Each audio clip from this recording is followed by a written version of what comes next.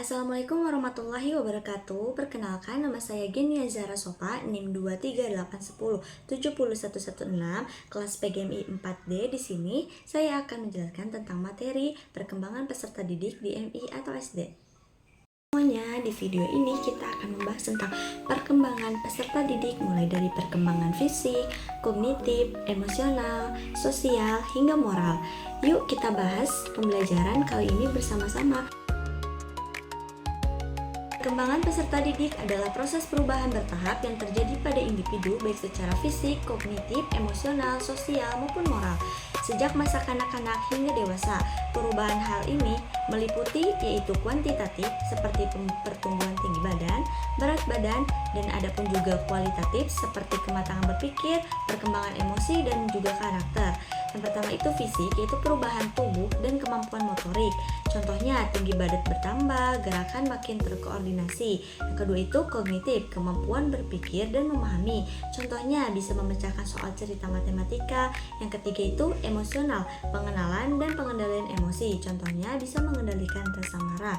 Yang terakhir itu sosial, kemampuan berinteraksi dengan orang lain. Contohnya mampu bekerja sama dalam kelompok. Juga moral, pemahaman tentang benar dan salah. Contohnya, tahu bahwa berbohong itu tidak baik.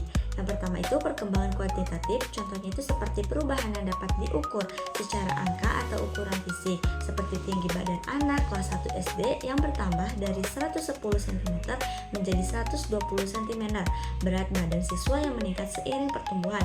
Yang kedua, perkembangan kuantitatif, perubahan dalam hal kemampuan, kematangan, dan kualitas kepribadian yang tidak selalu bisa diukur dengan angka. Contohnya yaitu anak yang awalnya mudah marah, kini lebih mampu mengontrol emosi. Siswa yang tadinya berpikir konkret, yaitu hal-hal yang nyata, kini mulai bisa memahami konsep abstrak seperti keadilan atau tanggung jawab. Pentingnya memahami perkembangan. Memilih metode belajar yang tepat, setiap anak ada di tahap perkembangan yang berbeda, sehingga guru perlu menyesuaikan metode dan strategi pembelajaran agar sesuai dengan kemampuan dan kebutuhan anak. Yang kedua, memberikan bimbingan sesuai kebutuhan. Dengan memahami perkembangan, guru bisa memberi dukungan yang sesuai baik dalam aspek akademik maupun emosional. Yang ketiga, membantu anak mengatasi hambatan perkembangan. Guru dapat mengenali jika ada hambatan fisik, emosional, dan sosial, dan membantu anak melewati tantangan tersebut. Yang terakhir, mendorong potensi terbaik tiap anak. Setiap anak punya kelebihan yang bisa dikembangkan. Pemahaman yang baik memungkinkan guru untuk mendorong anak mencapai potensi maksimalnya. Aspek-aspek perkembangan. Yang pertama adalah fisik, yaitu berkaitan dengan pertumbuhan tinggi seperti tinggi, berat, serta perkembangan kemampuan motorik kasar dan motorik halus. Motorik kasar seperti lari dan melompat. Motorik halus contohnya menulis dan menggambar. Yang kedua ada kognitif, yaitu kemampuan berpikir logis, memecahkan masalah, dan memahami konsep abstrak yang terus berkembang seiring usia. Yang ketiga emosional, yaitu kemampuan mengenali, mengelola, dan mengekspresikan perasaan serta membangun kepercayaan diri. Dan yang terakhir yaitu sosial, kemampuan berinteraksi, bekerja sama, dan memahami norma serta aturan dalam lingkungan sosial. Tahapan perkembangan berdasarkan usia 0-6 tahun, fokus pada pengembangan motorik dasar, rasa ingin tahu yang besar, dan permainan simbolik. Pada usia 7-12 tahun, mulai belajar keterampilan akademik, bekerja sama dalam kelompok, dan berpikir konkret. Pada usia 13-15 tahun, mencari identitas diri, mulai dipengaruhi oleh teman sebaya dan mulai berpikir abstrak. Pada usia 16-18 tahun, berpikir abstrak semakin matang dan mulai membuat perencanaan untuk masa depan. Teori Genpiese bisa juga disebut dengan perkembangan kognitif. Yang pertama, sensori motorik pada usia 0-2 tahun seperti eksplorasi dunia lewat panca indera.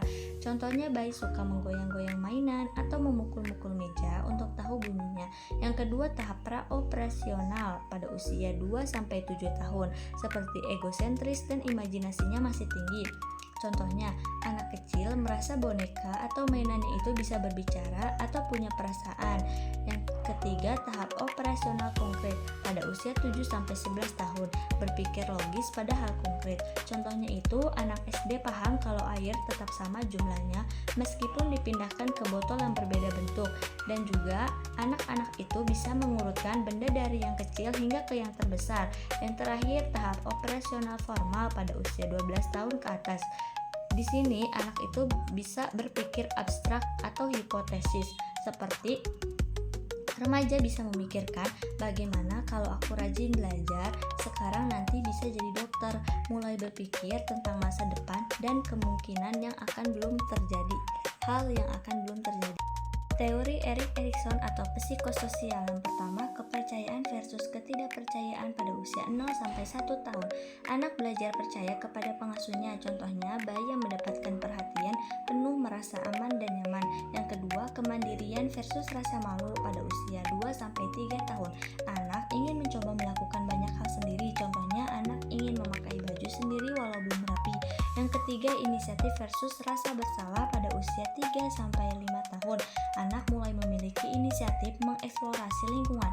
Contohnya, anak berinisiatif membuat gambar atau bermain peran. Yang keempat, kerajinan versus rasa rendah diri pada usia 6-12 tahun.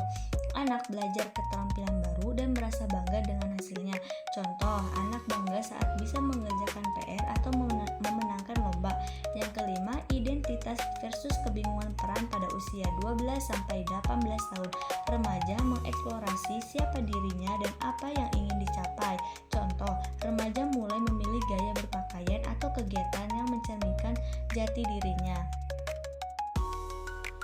Teori Levi-Gorsky atau sosiokultural yang pertama, zona proksimal perkembangan ZPD, yaitu anak belajar lebih baik dengan bimbingan. Contoh, anak yang kesulitan membaca belajar lebih cepat saat didampingi guru. Yang kedua, pentingnya interaksi sosial. Anak belajar lewat diskusi dan bekerja sama. Contohnya, anak memahami konsep matematika setelah berdiskusi dalam kelompok. Yang ketiga, scaffolding, yaitu guru atau orang tua memberikan bantuan sesuai kebutuhan yang perlahan dikurangi seiring kemampuan anak meningkat. Contohnya, awalnya guru membantu anak mengeja kata, lama-lama anak bisa membaca sendiri. Yang keempat, lingkungan dan budaya mempengaruhi perkembangan. Anak menyerap nilai, norma, dan kebiasaan dari lingkungannya.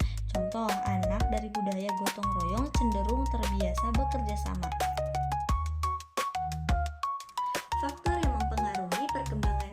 Yang pertama itu ada faktor internal, faktor bawaan yang melekat pada diri anak. Contohnya yaitu seperti bakat seni, kondisi kesehatan, atau keturunan. Yang kedua itu faktor eksternal, pengaruh dari lingkungan sekitar anak. Contohnya pola asuh orang tua, kualitas pendidikan di sekolah, teman sebaya, media dan budaya, dan masyarakat. Hambatan perkembangan. Yang pertama itu ada hambatan fisik, bisa disebut juga disabilitas, keterbatasan fisik yang mempengaruhi aktivitas atau pembelajaran. Contohnya, anak dengan gangguan penglihatan memerlukan alat bantu khusus. Yang kedua, hambatan emosional, bisa juga disebut dengan trauma, pengalaman traumatis yang menghambat perkembangan emosi dan sosial si anak. Contohnya, anak yang kehilangan orang tua bisa menjadi tertutup dan menarik diri. Yang ketiga, itu ada hambatan lingkungan, lingkungan yang kurang mendukung proses belajar atau perkembangan. Contohnya, anak yang tinggal di lingkungan penuh konflik atau kekerasan bisa kesulitan berkonsentrasi di sekolah. Baik, kesimpulan di sini yaitu perkembangan peserta didik adalah proses perubahan bertahap yang meliputi aspek fisik, kognitif, sosial, emosional.